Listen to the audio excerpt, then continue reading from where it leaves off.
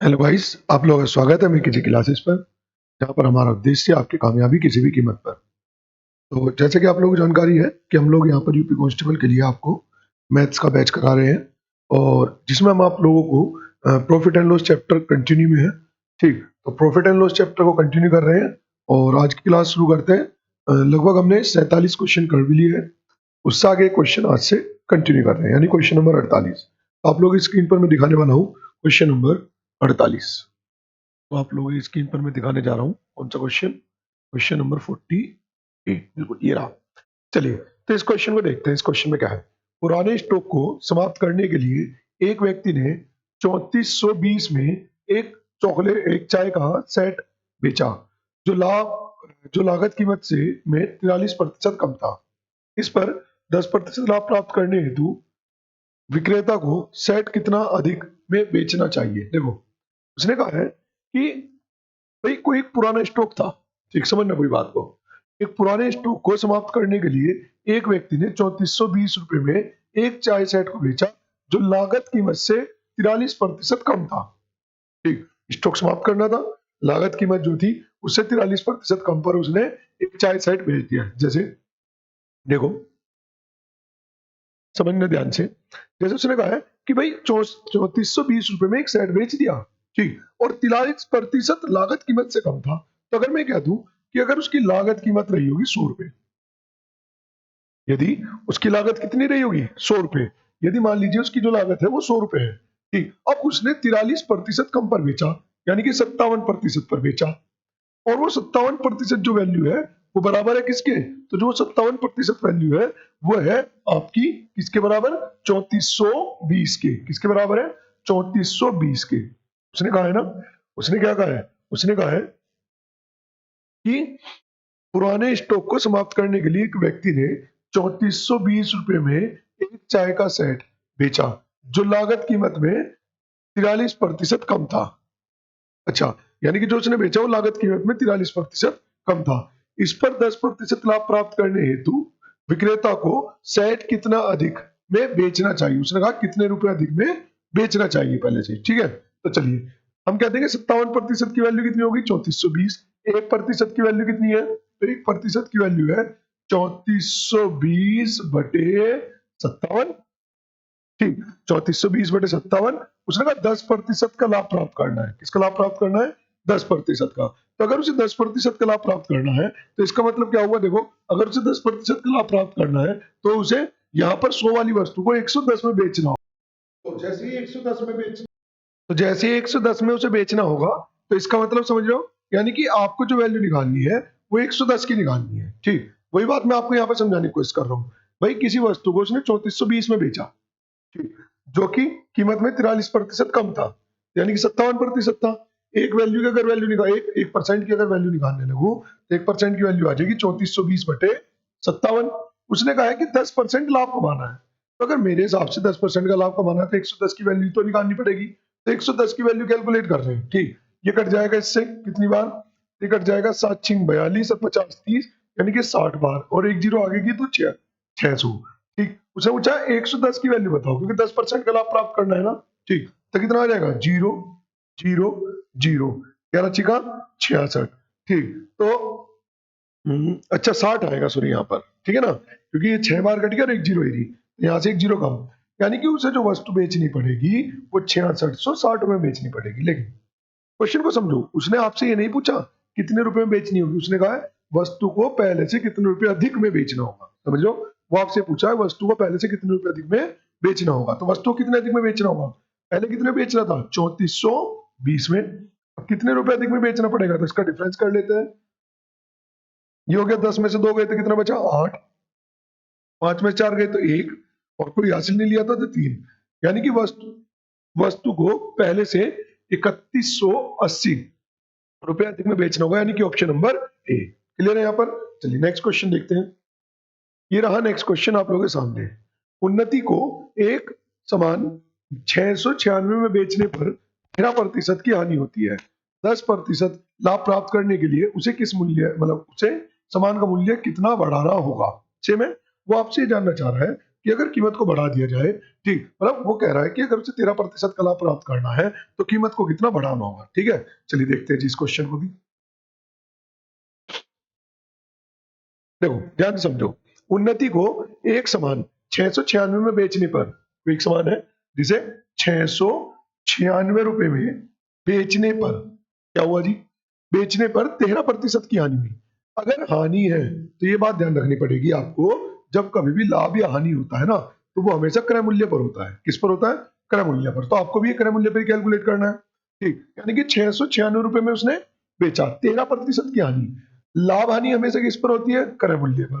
तो मैंने मान लिया क्रय मूल्य 100 रुपए है। मैंने क्या मान लिया?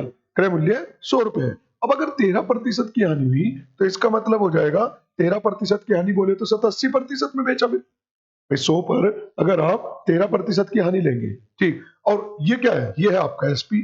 तो अगर एसपी है तो एसपी को एसपी से ही तो कंपेयर करेंगे, और लाभ हानि होता तो लाभ हानि को लाभ हानि से कंपेयर करते। समझ पा रहे हो?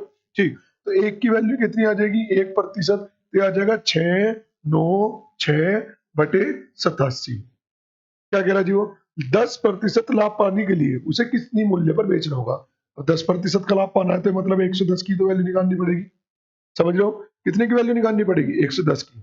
इसे काट देते हैं तो ये कट जाएगा 7 56, 8 64, बिल्कुल। तो ये कट जाएगा 7 8 बार लगभग। ठीक, तो यानी कि वस्तु को बेचना होगा 880 रुपए का। लेकिन आप चीज को समझो, वो ये नहीं कह रहा कि वस्तु को कितने रुपए में बेचना होगा, वो आपसे कह रहा है कि वस्तु को पहले से कितने रुपए अधिक में बेचना होगा। समझ पा रहे हो? ठीक, तो वस्तु पहले कितने की बेची जा रही थी? 696 की, और अब कितने की बेची जा रही है? 880 की। तो कितने रुपए अधिक में? 4। ये कितना हो चुका? 7 7 में से 17 में से 9 गए थे, कितने बचे? 8 ये, और ये 184 आंसर। देखो इससे आसान मेथड नहीं हो सकते। देखो मैं आपको कोई थ्योरी नहीं, ठीक, कोई लंबी लंबी इक्वेशन नहीं, कुछ नहीं कर रहा हूं, सीधा compare solution answer, compare solve answer, compare solve answer, खत्म। इससे आसान क्या हो सकता है? कुछ भी नहीं हो सकता है। ठीक, चलिए नेक्स्ट देखते हैं क्वेश्चन नंबर 50। क्वेश्चन नंबर 50 क्या रहने वाला है आप लोग स्क्रीन पर देखते हैं। एक सेकंड रुकना भाई।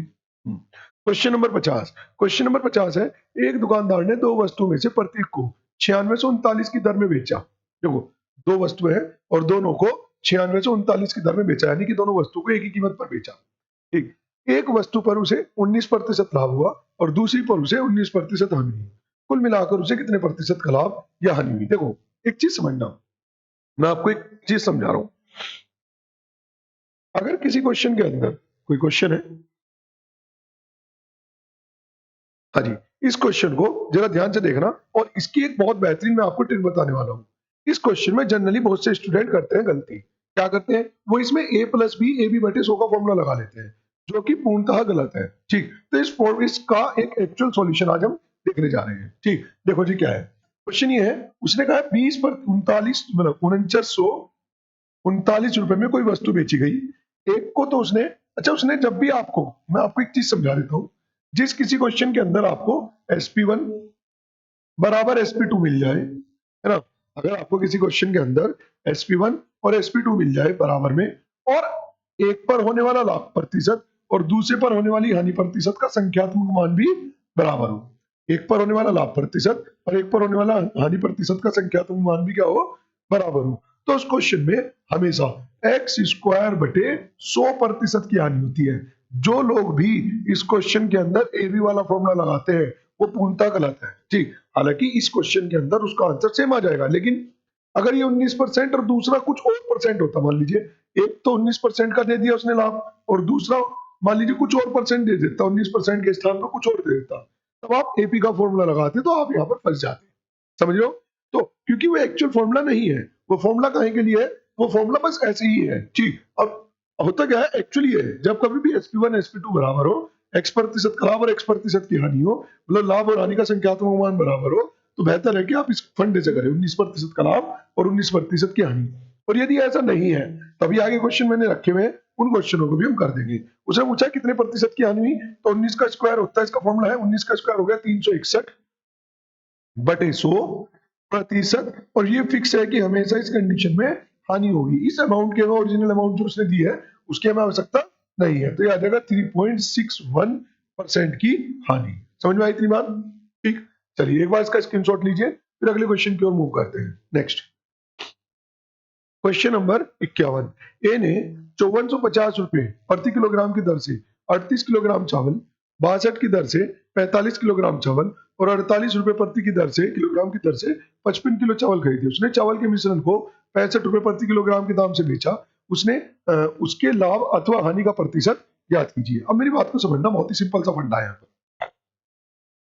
समझो, देखो यहाँ पर चीजों को ध्यान से समझना और समझने का थोड़ा सा प्रयास करना।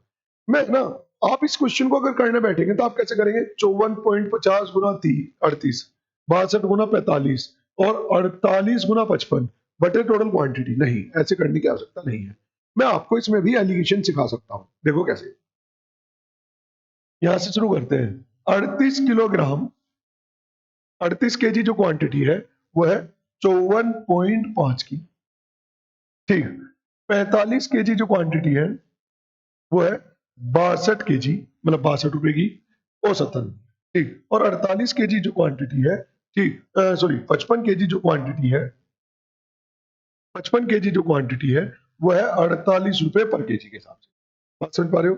ठीक, 38 kg इसकी दर से, 45 kg इस दर से और 55 kg इस दर से है। यहाँ तो कोई मसला हो तो बताओ किसी को। आगे चलते हैं। हमें निकालना है कि इसकी ओवरऑल कीमत क्या है। हमें क्या निकालना है? इसकी ओवरऑल कीमत क्या है। ठीक, दूसरी बात, उसने कहा है 65 के लाभ पर बेचने पर उसे कितने प्रतिशत का लाभ और कितने प्रतिशत की हानि। मैं इसका एक दूसरा तरीका भी आपको बताऊंगा अगर रुपयों में वो पूछता। ठीक, लेकिन अभी रुपयों में नहीं पूछा है। ट्रिक क्या कहती है? ट्रिक ये कहती है जो भी ऊपर सबसे छोटी वैल्यू है, ठीक, अब एक एक वैल्यू को अलग अलग देखो। ये इससे कितनी ज्यादा है? सबसे छोटी वैल्यू से ज्यादा कितनी है? तो आप कहेंगे इससे 14 ज्यादा है। कितनी ज्यादा है? 14 गुना, गुना उसी का ही अनुपात यानी कि 45 प्लस दूसरी वैल्यू सबसे छोटी वाली सी कितनी ज्यादा है?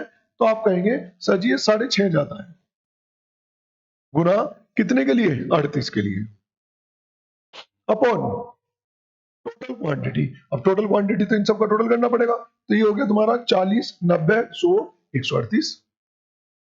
ठीक, जो भी ये कैलकुलेट करके आएगा, जो भी आएगा करना आप लोगों के लिए छोड़ता हूं। जो भी ये कैलकुलेट करके आएगा आपको बस उसे प्लस कर देना है किसमें? छोटी वैल्यू में।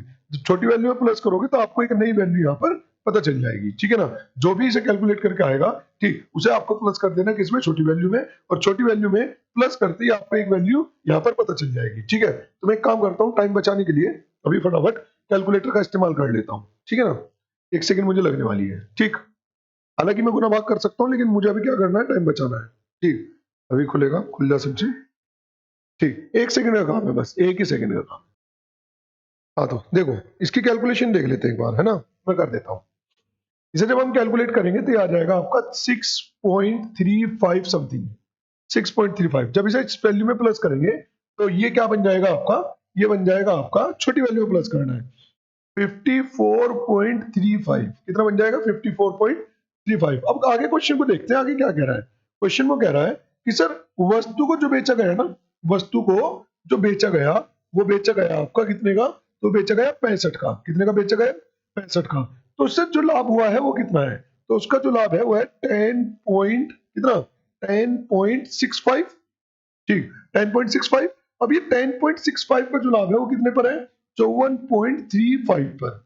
आप इसे कैलकुलेट करेंगे तो ये आ जाएगा 5.6 लगभग प्रतिशत। अच्छा, प्रतिशत में बदलने के लिए गुना सो, तो ये आ जाएगा आपका लगभग कितना? 19.6% का लाभ। ठीक, इसलिए क्वेश्चन करने के लिए ये सबसे बेहतर तरीका। अब आप सोचो अगर मुझे छोटी छोटी वैल्यू पर, समझो छोटी वैल्यू पर थोड़ी मेहनत करनी पड़ेगी कैलकुलेशन पर। अब अगर यही कैलकुलेशन हम बड़ी वैल्यू पर करते तो कितनी ज्यादा करनी पड़ती है? आप इसका खुद अंदाजा लगा सकते हैं। ठीक है ना? तो किसी भी कैलकुलेशन को, इस क्वेश्चन करने की सबसे बेहतरीन कैलकुलेशन, सबसे छोटी कैलकुलेशन का तरीका यही है जो मैंने आपको बताया। ठीक है, चलिए क्वेश्चन नंबर 51। हाँ अच्छा, हाँ एक चीज और मैं आप लोगों को बताने वाला था, इसका करने का एक और तरीका हो सकता है, तो दूसरा तरीका मैं बता देता हूँ। देखो क्या, लेकिन वो बेहतर कब है? वो बेहतर तब है जब आपको ये निकालना हो कि कितने रुपए का लाभ हुआ या कितने रुपए की हानि। देखो सर जी, जैसे उसने कहा है क्वेश्चन में, यहाँ पर है, हाँ जी, उसने कहा है कि सर 38 किलोग्राम चावल, समझना ध्यान से, 38 किलोग्राम चावल उसने 54.5 रुपए पर केजी की दर से, ठीक, 45 kg चावल उसने 62 रुपए पर केजी की दर से और 55 kg चावल उसने कितना 48 रुपए पर केजी की दर से खरीदे और उन सभी को बेच दिया गया 65 के हिसाब से। तो एक तरीका ये हो सकता है, आप ये देख लें, सर ये भी 65 के दाम से बेचा गया, मिश्रण में मिलाने के बाद ये भी 65 से बेचा गया, मिश्रण में मिलाने के बाद ये भी 65 से बेचा गया। तो आप देखेंगे यहाँ पर कितने का लाभ हुआ, तो आप कह देंगे सर यहाँ पर लाभ हो गया आपका 10.5 का, भाई इतने का खरीदा इतने का बेचा, गुना 1 kg पे हुआ, लेकिन ऐसे कितने केजी थे 38 kg, प्लस 62 वाली चीज 65 में बेची तो 3 का लाभ हुआ, गुना 45 पर, 48 वाली 65 में बेची तो 2, तो ये हो गया 50 और आगे 17, तो 17 किलो बेचा 55 के, 17 रुपए का लाभ लिया 55 किलो पर। तो जब आप इसे कैलकुलेट करेंगे तो आपको ये पता चल जाएगा डायरेक्ट रुपये में लाभ क्या है। तो पूरी कैलकुलेशन करने से बच जाओगे आप। समझ पा रहे हो मैं क्या कह रहा हूँ? चलिए इसका भी स्क्रीनशॉट ले लीजिए, बट इसमें परसेंटेज में पूछा है तो थोड़ी सी मेहनत आपको करनी पड़ेगी इसमें, ठीक है। चलिए क्वेश्चन नंबर 51, क्वेश्चन नंबर 52। एक कार बी को 10% नुकसान में बेचता है। यदि बी इसे 54,000 रुपए में 5,40,000 में बेचता है और 20% मुनाफा कमाता है तो कार ए का क्रय मूल्य कितना है? देखो बड़ा सिंपल है। अब इस क्वेश्चन में बहुत से स्टूडेंट फंस जाते हैं। क्यों फंस जाते हैं? वो एकदम चीजों को समझ नहीं पाते, ठीक। लेकिन आप अगर ध्यान से समझे, देखो अगर आप लोग ध्यान से समझे, ठीक, तो कह रहा है ए एक कार बी को 10% के नुकसान पर बेचता है। जैसे समझो ए के लिए उसकी कार की जो कीमत थी वो 100 रुपए थी। अब बी को जो उसने बेचा वो बेचा उसे 10% के नुकसान पर, यानी कि जो बी को बेचा वो अपनी एक्चुअल कीमत के 90% पर बेचा। अब आगे बी ने बेचा, लेकिन बी ने कमाया उस पर 20% का मुनाफा, यानी कि बी के लिए जो उसका विक्रय मूल्य है वो है 90 का 120%। भाई लाभ कमाया, और ये 20% मुनाफा कमाने के बाद बी ने जो वो वस्तु बेची वो बेची 5,40,000 रुपए की। समझ पा रहे हो मैं क्या कह रहा हूँ? कितने की बेची? 5,40,000 रुपए की। इस क्वेश्चन करने का बहुत ही आसान सा और सरल सा तरीका है। समझ पा रहे हो? ठीक, चलिए कैलकुलेट कर लेते हैं। 2 जीरो से 2 जीरो कट जाएंगी, 2 जीरो से 2 जीरो कट जाएंगी, 9 चिक 54 कट जाएगा, 12 पंजे 60 कट जाएगा। फाइनली एक की वैल्यू कितनी आ गई? तो एक की वैल्यू आ गई 5,000। समझ रहे हो? उसने कहा ए के लिए कीमत क्या थी, तो ए के लिए कीमत क्या मान रखी हमने? 100, तो 100 वाले के लिए कीमत आ जाएगी आपकी 5 लाख आंसर। ठीक, तो यानी कि ए के लिए जो वो कीमत थी वो थी 5 लाख। ठीक है, यानी कि ऑप्शन नंबर सी। क्लियर है यहाँ तक? एक बार आप इसका स्क्रीनशॉट लेंगे फिर आगे की तरफ हम मूव करते हैं। ठीक, चलिए नेक्स्ट क्वेश्चन नंबर 53। किसी व्यक्ति ने एक वस्तु को 15% की हानि पर बेचा। यदि वह उसे 30.6 रुपए अधिक देता में बेचता तो उसे 9% का लाभ होता। 10% लाभ प्राप्त करने के लिए उसे वह वस्तु कितने रुपए में बेचनी चाहिए? देखो बहुत सिंपल सा क्वेश्चन है। एक चीज समझना जो मैं बता रहा हूँ, जब कभी वो ये कहे ना कि वस्तु को पहले से इतने रुपए अधिक में बेचा, ध्यान रखना मैं रुपए मेंशन कर रहा हूँ, जब कभी वो कहे कि वस्तु को पहले से इतने रुपए अधिक में बेचा, ठीक, तो उस क्वेश्चन को करने के लिए सबसे आसान फंडा जो है, तो उस क्वेश्चन को करने का सबसे आसान फंडा ये है, आप अपने काल्पनिक वैल्यू के हिसाब से एसपी निकाल लीजिए। क्या निकाल लीजिए? एसपी। और उस एसपी का गैप आपको पता चलेगा।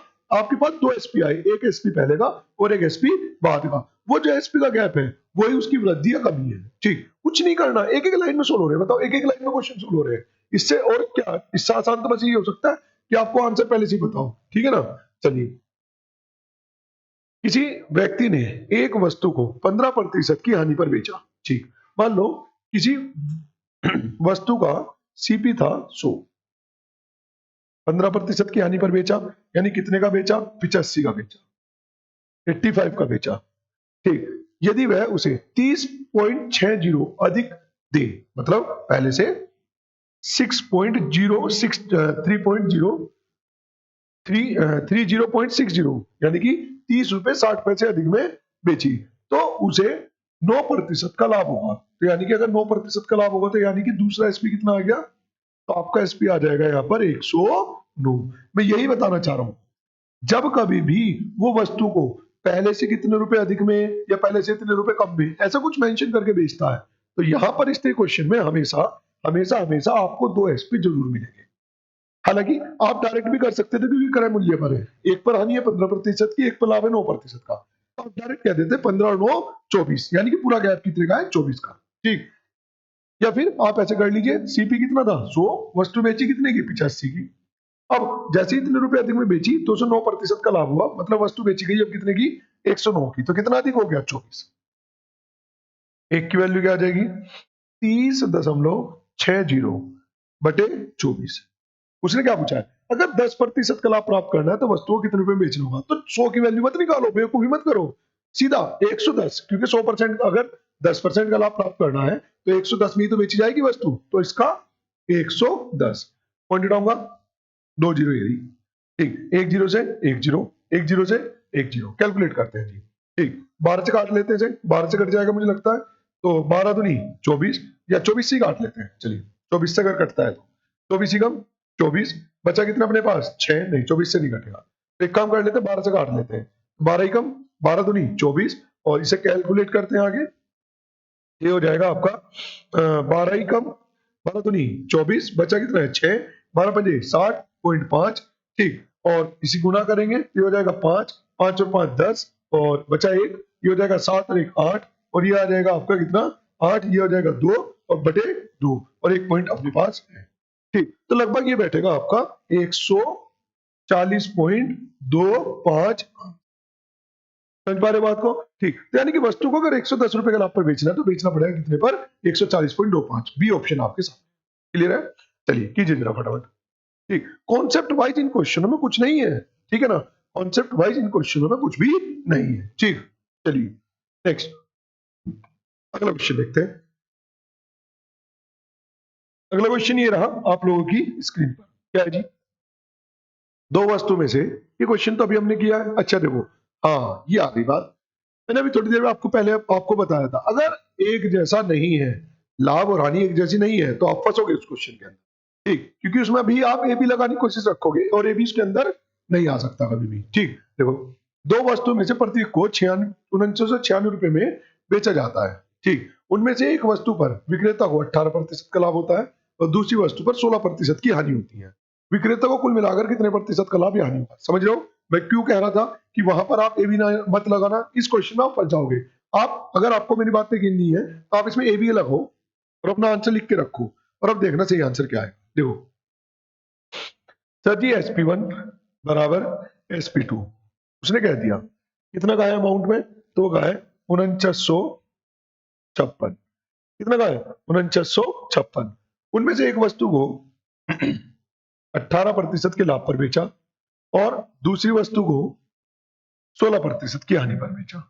एक वस्तु को 18% के लाभ पर बेचा और दूसरी वस्तु को 16% की हानि पर बेचा। इस क्वेश्चन में जिनमें हम एक्स स्क्वायर बटे 100 नहीं लगा सकते, इसलिए क्वेश्चन में जिनमें हम एक्स स्क्वायर बटे 100 नहीं लगा सकते, उन क्वेश्चन को कैसे टैकल करते हैं मैं वो बताने जा रहा हूँ। समझो, उन क्वेश्चन को हम ऐसे टैकल करते हैं कि भाई 18% लाभ के बाद का जो एसपी है और 16% की हानि के बाद का जो एसपी है वो दोनों बराबर है। दूसरी बात, लाभ या हानि हमेशा किस पर कैलकुलेट होते हैं, तो लाभ या हानि हमेशा कैलकुलेट होता है सीपी पर। ठीक, तो जब भी आपको सीपी को एसपी बनाना होता है तो हम 100 में लाभ है तो जोड़ देते हैं और हानि है तो घटाकर प्रतिशत निकाल लेते हैं। देखो कैसे, यानी कि CP1 का 118% लाभ है ना।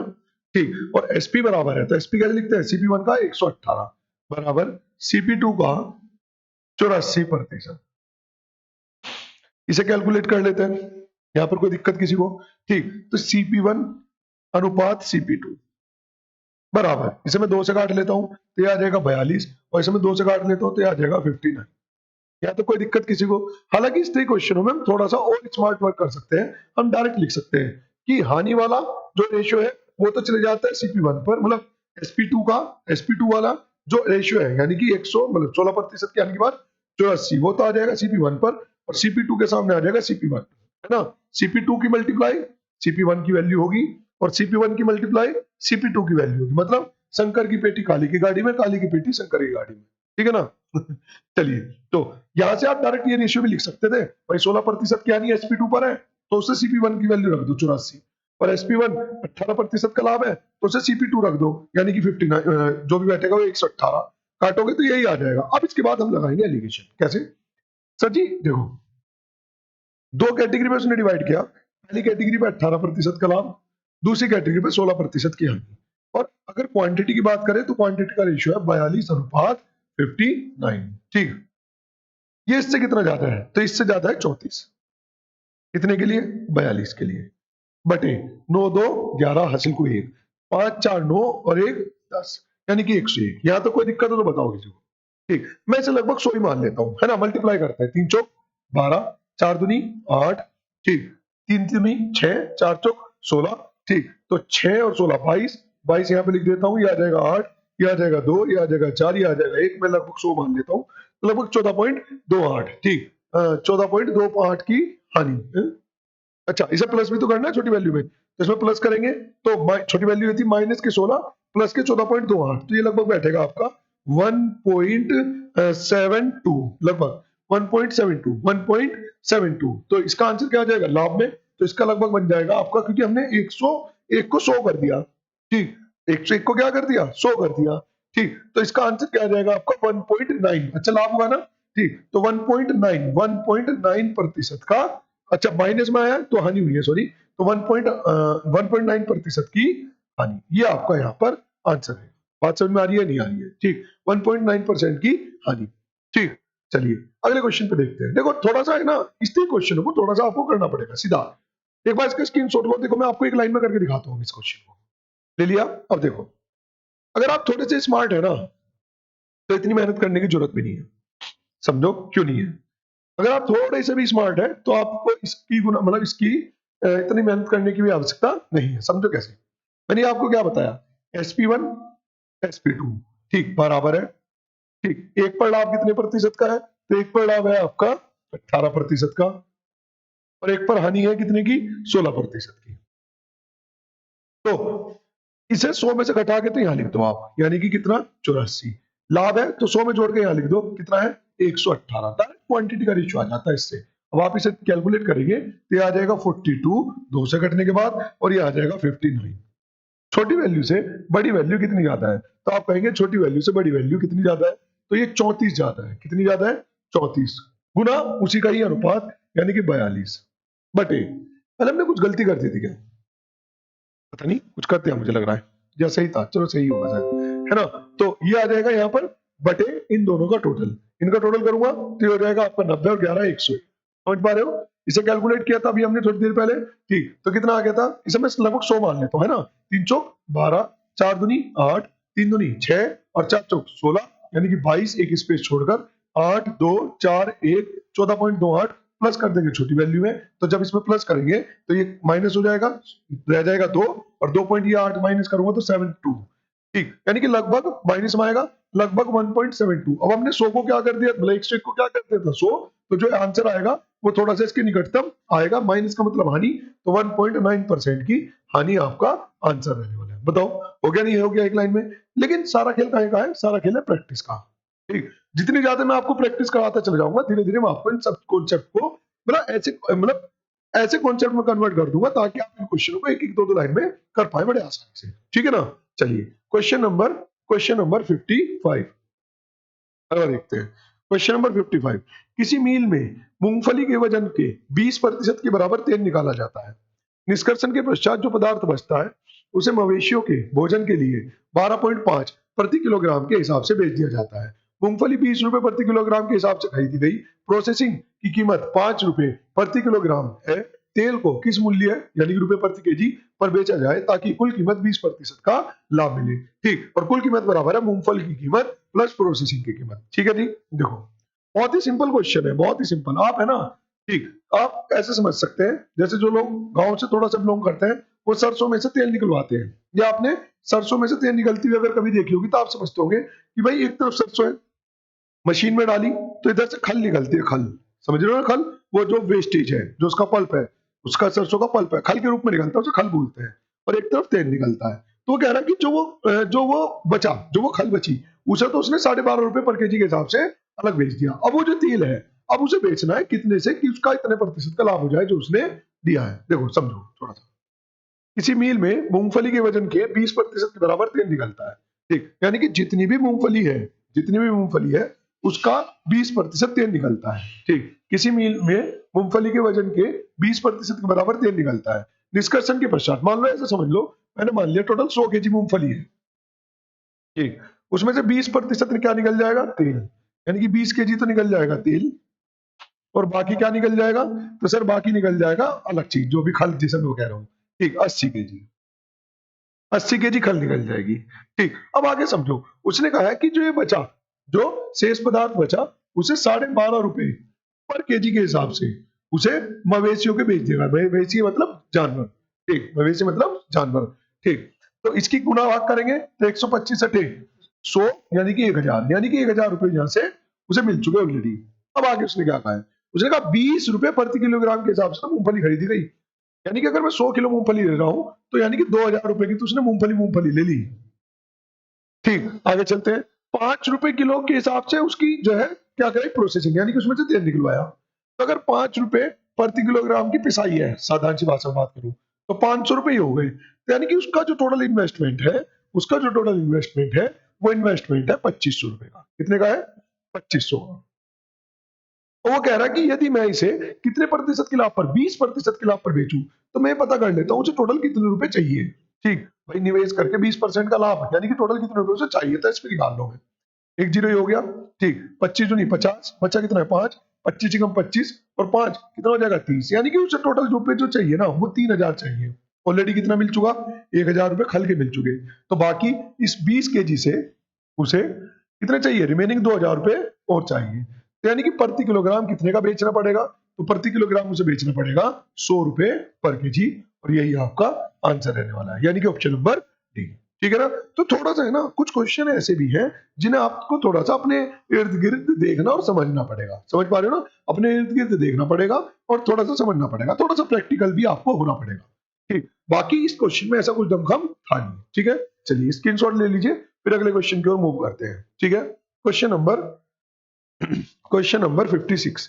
एक थोक व्यापारी के पास 200 दर्जन आम है। ठीक, दर्जन में दे दिए उसने। उनमें से कुछ आम को 20% के लाभ पर और शेष आम को 10% के लाभ पर बेच देता है। वह सभी आमों को बेचकर 13% का लाभ कमा सके, उसे उसने 20% लाभ पर कितना आम बेचा? देखो बहुत सिंपल है, एलिगेशन लगेगा इसमें। जब कभी भी चीजों को दो कैटेगरी में तोड़ दिया जाए, ठीक है, ये तो एकदम सिंपल क्वेश्चन है। देखो, उसने कहा है एक थोक व्यापारी के पास 200 दर्जन आम है, उसने इनमें से कुछ आमों को 20% लाभ पर और शेष आमों को 10% के लाभ पर बेच दिया। ठीक, किसी एक व्यक्ति के पास कितने दर्जन आम है? 200 दर्जन आम। कितने आम है? 200 दर्जन आम है। उसने इनमें से कुछ आमों को 20% के लाभ पर, कुछ आम 20% के लाभ पर, कुछ आम 10% के लाभ पर, और संपूर्ण व्यापार पर 13% का लाभ हुआ। देखो, जो दो कैटेगरी बनाई जाती है ना, वो तो लिखते हैं हम ऊपर, और जो मिलाकर उनकी कैटेगरी होती है वो लिखते हैं बीच में, ऐसे तिरछा करके घटाते हैं। ये कितना आ जाएगा? 3, और ये कितना आ जाएगा? 7। ठीक, तो यानी कि इन्हें मिला दिया जाएगा किस अनुपात में? 3:7। अच्छा, अनुपात नहीं पूछा, क्वांटिटी पूछी है। उसके हिसाब से टोटल क्वांटिटी कितनी है? 200। मेरे हिसाब से टोटल क्वांटिटी कितनी है? 10। एक की वैल्यू कितनी आ गई? 20। उसने कहा 20% के लाभ पर कितना बेचा? तो 3, और एक की वैल्यू अगर 20 है तो 3 की वैल्यू कितनी आ जाएगी? 60। आंसर। कोई कैलकुलेशन करने की जरूरत नहीं है। ठीक, मतलब कोई भी किसी प्रकार की टेंशन लेने की जरूरत नहीं है। ठीक, जब तक हम काहे का काम। ठीक है ना? चलिए क्वेश्चन नंबर 56 का स्क्रीनशॉट लीजिए, फिर नेक्स्ट चलते हैं क्वेश्चन नंबर 57 पर। गांव के मेले में एक व्यक्ति ने एक घोड़ा और एक ऊंट दोनों मिलाकर 51,250 में खरीदे। उसने घोड़े को 25% के लाभ पर और ऊंट को 20% की हानि पर बेच दिया। यदि उसने दोनों जानवरों को समान मूल्य पर बेचा, तो सस्ते जानवर की लागत कीमत ज्ञात कीजिए। देखो, अब एक चीज समझो, ये SP1 SP2 वाला क्वेश्चन आ गया ना। ठीक, पर उसने अगर दोनों को एक जैसी कीमत पर बेचा, अब से पहले जो हम क्वेश्चन कर रहे थे, अब समझना मेरी बात को, अब से पहले जो हम क्वेश्चन कर रहे थे जिनमें SP1 और SP2 बराबर हुआ करते थे, समझना पूरी बात को। अब से पहले जो हम क्वेश्चन कर रहे थे और इनमें जिनमें SP1 और SP2 बराबर हुआ करते थे, उन क्वेश्चनों के अंदर अब तक वो आपसे लाभ या हानि प्रतिशत पूछ रहा था। लेकिन अब क्या पूछ रहा है? अब आपसे पूछ रहा है रुपयों में। किसमें पूछ रहा है? रुपयों में। कैसे? समझो, एक गांव के मेले में एक व्यक्ति ने एक घोड़ा और एक ऊंट इतने रुपए में बेचा। अच्छा, उसने पूछा कितने रुपए का लाभ या हानि हुई। ठीक, तो दोनों मिलाकर 51,250, यानी कि CP1 प्लस CP2 बराबर है कितना? 51,250। समझ पा रहे हो? कितना है? 51,250। ठीक, उसने घोड़े को 25% के लाभ पर बेच दिया और ऊंट को 20% की हानि पर बेच दिया। ठीक, अगर वो आपसे परसेंटेज में पूछता, तो अभी बताया था ना मैंने कि भाई इधर 25%, इधर कितना? 20%, ठीक। और यहाँ पर हम क्या लिख देते हैं, उनका क्वांटिटी का रेशियो लिख देते हैं और फिर एलिगेशन लगा लेते हैं, अगर परसेंटेज में पूछता है। लेकिन अगर रुपये में पूछता है तो फिर करेंगे हम फ्रैक्शन से, ठीक। देखो मैं आपको दोनों तरफ लेके चलूंगा, मैं आपको एक तरफ नहीं लेके चलूंगा, मैं आपको आसान की तरफ लेके चलूंगा हमेशा। और आसान बहुत ही आसान है, ठीक है ना, थोड़ी सी प्रैक्टिस आप बड़े आसान तरीके से सारे क्वेश्चन कर पाएंगे। देखो उसने क्या कहा है, उसने कहा एक को 25% के लाभ पर, तो 25% का फ्रैक्शन होता है 1/4। दूसरे को कितने पर, 20% के आने पर, तो इसका फ्रैक्शन होता है 1/5। यानी कि क्या है आपका CP1, ये क्या है आपका CP2, ये क्या है आपका लाभ, ये क्या है आपकी हानि, जैसे क्वेश्चन में कहा गया, ठीक। अब अगर मैं SP1 की बात करूं तो SP1 कितना आ जाएगा, तो आपका SP1 आ जाएगा 5 रुपए। और अगर मैं SP2 की बात करूं तो आपका SP2 कितना आ जाएगा, तो आपका SP2 जो आ जाएगा 4। क्लियर है। लेकिन उसने क्वेश्चन में मेंशन किया है कि SP1 और SP2 बराबर है, क्या वो बराबर है, नहीं। तो इस वाले SP2 की इधर गुना कर लेते हैं और इस वाले SP1 की इधर गुना कर लेते हैं। और केवल यहाँ गुना नहीं करेंगे, ऊपर से नीचे तक सब में गुना करेंगे 4 की। सेम ऐसे ही यहाँ पर नहीं गुना करेंगे, ऊपर से नीचे तक गुना करेंगे 5 की। उसके हिसाब से अब देखो, उसके हिसाब से 51,250 है, ठीक। टोटल क्रय मूल्य मेरे हिसाब से 16 रुपए तो इसके हो चुके और 25 रुपए इसके हो चुके। तो 25 और 6 31 और 10 41। कैलकुलेट करते हैं, 41 से कट जाएगा 41 कम 41, बचा कितना अपने पास 10, 10 यानी कि 102। कितनी बार चल जाएगा, 41 दूनी 41 दिया, 41 दिया तो ज्यादा हो जाएगा, ठीक। कितना बच रहा है अपने पास, यहाँ पर बच रहा है अपने पास 10 यानी कि 102, ठीक। तो 41 दूनी 82, बचा कितना अपने पास 205 यानी कि 41 पंजे, तो एक की वैल्यू आ गई आपकी 1250। अब क्या पूछ रहा है, वो पूछा सस्ते जानवर की लागत कीमत। तो सस्ता ये 16 रुपए का, ये 25 रुपए का, तो सस्ते वाले की पूछ ली, तो इसका मतलब 16 की वैल्यू पूछ रहा है। हम क्या कर देंगे, 1250 गुना 16, 1250 गुना 16 जीरो, ठीक। 16 पंजे 80 यानी कि 8, 16 दूनी 32 और 8 40 यानी कि 4, 16 कम 16 और 4 20, तो यानी कि सस्ते वाले की कीमत आ गई आपकी 20,000, यानी कि ऑप्शन नंबर डी। सिंपल है। बस अब ध्यान रखना, अगर आपको SP1 SP2 बराबर दे रखा है और X% का लाभ X% की हानि, तो आप डायरेक्ट कर देंगे X²/100% की हानि। अगर ऐसा नहीं कर रखा तो एलिगेशन, और अगर रुपयों में पूछ रखा है तो फ्रैक्शन। आप पाएंगे कि आप सबसे तेज कर रहे हैं अपने क्वेश्चनों का आंसर, ठीक है ना। चलिए एक बार इसका स्क्रीनशॉट लीजिए, फिर अगले क्वेश्चन की ओर हम मूव करेंगे, ठीक है। चलिए क्वेश्चन नंबर 58, एक कुर्सी का क्रय मूल्य एक मेज के क्रय मूल्य से 25% कम है।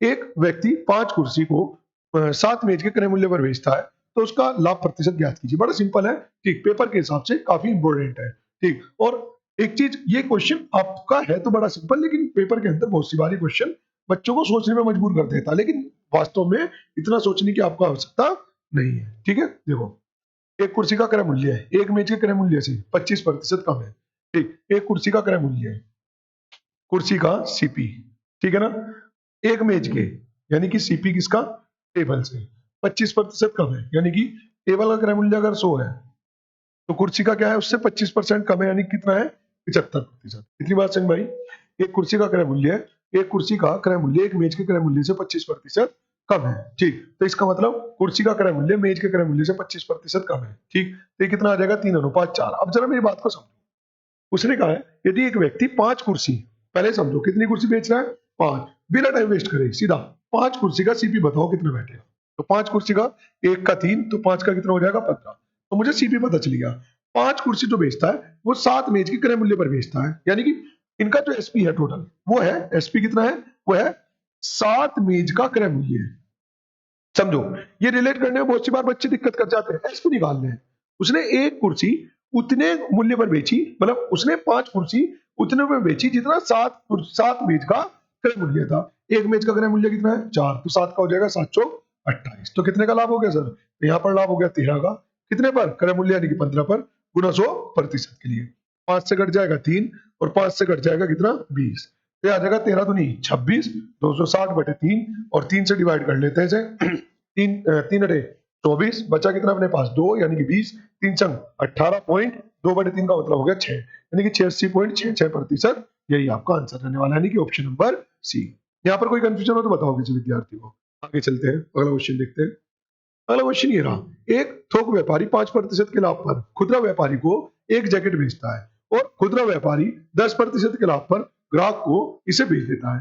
यदि ग्राहक 4158 रुपए का भुगतान करता है तो थोक व्यापारी की लागत कीमत क्या होगी? ये क्वेश्चन महत्वपूर्ण है आपके एग्जाम में, यानी कि जो भी आप एग्जाम देना चाह रहे हैं उसमें ये क्वेश्चन सभी एग्जाम में लगभग रिपीट होता हुआ देखा मैंने, ठीक है ना। चलिए, है बड़ा सिंपल, एक ही लाइन में क्वेश्चन हो जाएगा। देखो, एक थोक व्यापारी, मान लीजिए थोक व्यापारी के लिए उसकी जो कीमत थी वो 100 रुपए थी। मान लीजिए थोक व्यापारी के लिए जो उसकी कीमत थी वो कितनी थी? 100 रुपए थी। ठीक, एक थोक व्यापारी 5% के लाभ पर खुदरा व्यापारी को, अब उसने 5% के लाभ पर बेचा, लाभ है तो आप उसे प्लस कर दो, ठीक, गुना।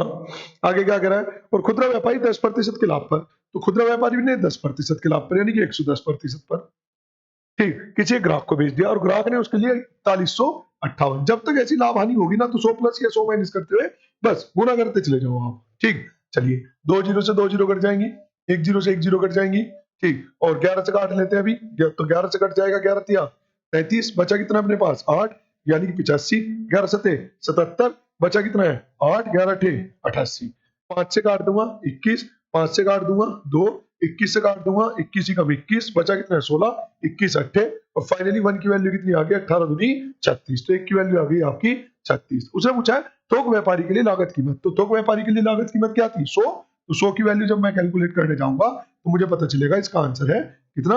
3600। बताइए इसमें कोई कंफ्यूजन किसी को? हाँ जी, इसमें बताइए कोई, यानी कि ऑप्शन नंबर डी आपका यहाँ पर आंसर रहने वाला है। क्लियर है? चलिए अगले क्वेश्चन को देखते हैं। नेक्स्ट क्वेश्चन, एक व्यापारी 500 किलोग्राम कपास 9000 रुपए में खरीदता है, बारिश के कारण इस कपास का 10% भाग खराब हो जाता है। महत्वपूर्ण क्वेश्चन है, आपके एग्जाम के अंदर आ सकता है गारंटी के साथ। सब क्वेश्चन मैं आपको एक एक लाइन में सोल्व करा रहा हूँ, ठीक, लेकिन क्या है, कुछ क्वेश्चन ऐसे होते हैं जिनमें थोड़ी सी मेहनत करनी होती है। मान लीजिए 100 क्वेश्चन है, 100 क्वेश्चन में से ऐसे 2 क्वेश्चन आए, तो इसका मतलब ये नहीं कि सारे क्वेश्चन इतने लेंथी है ना, वे भी लेंथी इस वजह से है क्योंकि उनकी कैलकुलेशन इतनी सरल नहीं थी। उनकी कैलकुलेशन पॉइंटों में भी कहां तक? अपरिमेय संख्या तक थी, ठीक, तो उस तरह कैलकुलेशन में थोड़ा सा टाइम लगता है, ठीक। बाकी कॉन्सेप्ट वाइज आपको मैं सारे क्वेश्चन एक एक लाइन में करा सकता हूँ, यानी कि मैं आपको जो मेन कराता हूँ ना वो कराता हूँ सीजीएल के लिए, ठीक, तो मैं आपको उसी स्पीड पे लेके चलता हूँ, भले ही आप कांस्टेबल के लिए पढ़ रहे हैं, लेकिन मैं आप मेरा मेन टारगेट रहता है सीजीएल और बैंक, ठीक, उसी स्पीड में मैं लेके चलता हूँ, इसी में मैं ज्यादा प्रैक्टिस भी कराता हूँ बच्चों को, ठीक है ना। चलिए चलते हैं क्वेश्चन नंबर 7। एक व्यापारी 50 किलोग्राम चावल 9000 रुपए में खरीदता है, 500 किलोग्राम। एक व्यापारी ने, ऐसे समझो, 500 केजी चावल 9000 रुपए में खरीदे, अब 10% हो गए रास्ते में खराब, तो इसका मतलब वो घर पे 500 केजी नहीं लाया, ठीक, चावल थोड़ी देर कपास थी, यहाँ 10% खराब हो गई, तो यानी कि 90% ही उसके पास बची। 90% का अगर सीपी निकालना चाहूं तो 90% का सीपी एज इट इज रहेगा, ठीक, क्योंकि एक चीज समझो, अगर मान लीजिए रास्ते में तुम्हारी वस्तु खराब हो गई तो वो तुम्हारा ही तो नुकसान है, समझो ना मेरी बात को, वो किसका नुकसान है? तुम्हारा खुद का, ठीक। वो मान लीजिए आप आटा लेकर आ रहे हैं, 5 किलो आटा लेकर आ रहा है, 1 किलो खिल गया, तो और मान लो 5 किलो आटा आप 100 रुपए का लाए, तो आपको जो 1 किलो गिर गया, यानी कि जो 4 किलो बचा, वो 4 किलो भी तो 100 रुपए का ही कहा जाएगा। समझो मैं क्या कहना चाह रहा हूँ, ठीक, तो उससे सीपी पे, यदि वस्तु रास्ते में खराब होती है तो उससे क्रय मूल्य पर कोई प्रभाव नहीं पड़ता, जो टोटल पेमेंट आप करके आए हैं उसी टोटल पेमेंट पर काम करना पड़ेगा। अब समझो, यानी कि उसके पास इतने केजी बचा जिसका क्रय मूल्य उतना हो गया, अब वो जो लाभ कमाएगा ना वो तो लाभ उसी पे कमाएगा जितना उसने निवेश करा है उसने कितना? 9000। 10% का लाभ कमाना है तो यानी कि वस्तु को बेचना पड़ेगा 110% पर। बात समझो जरा मेरी, ठीक, यानी कि वस्तु को कितने पे बेचना पड़ेगा? तो वस्तु को बेचना पड़ेगा 110 पर, ठीक है।